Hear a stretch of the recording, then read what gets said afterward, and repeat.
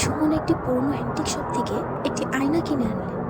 আয়নাটি ছিল বেশ সুন্দর, কাঠের খোদাই করা কাজ আর সোনালী রঙের ফ্রেম। বাড়িতে এনে তিনি সেটি বসালেন তার ড্রয়িং রুমে। প্রথম দিন থেকেই আয়নার দিকে তাকালে অদ্ভুত শীতল অনুভূতি হতো। স্ত্রী মিতা বিষয়টি পাত্তাই দিল না। তিনি ভাবলেন হয়তো পুরনো জিনিস বলে এমন লাগছে।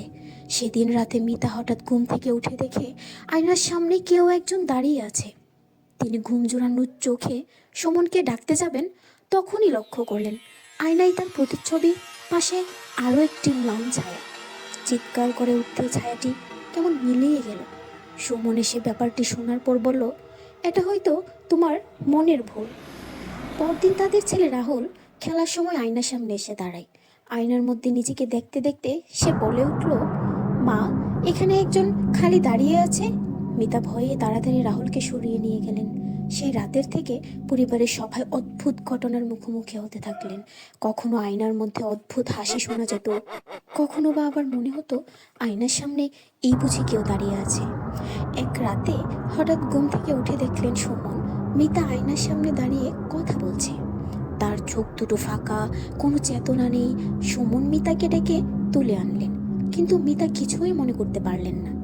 পরিস্থিতি খারাপের দিকে যেতে থাকলে সুমন আয়নাটি সম্পর্কে জানার জন্য খোঁজ নেওয়া শুরু করলেন। অ্যান্টিক শপের মালিক বললেন, এই আয়নাটি এক ধনী পদ্মমিনীর ছিলেন, যিনি তার ঘরে বন্দি অবস্থায় আত্মহত্যা করেছিলেন। শোনা যায় তার আত্মা এই আয়নায় আটকে আছে। সুমন ভয় পেয়ে গিয়ে সিদ্ধান্ত নিলেন আয়নাটি বাড়ি থেকে সরিয়ে ফেলবেন।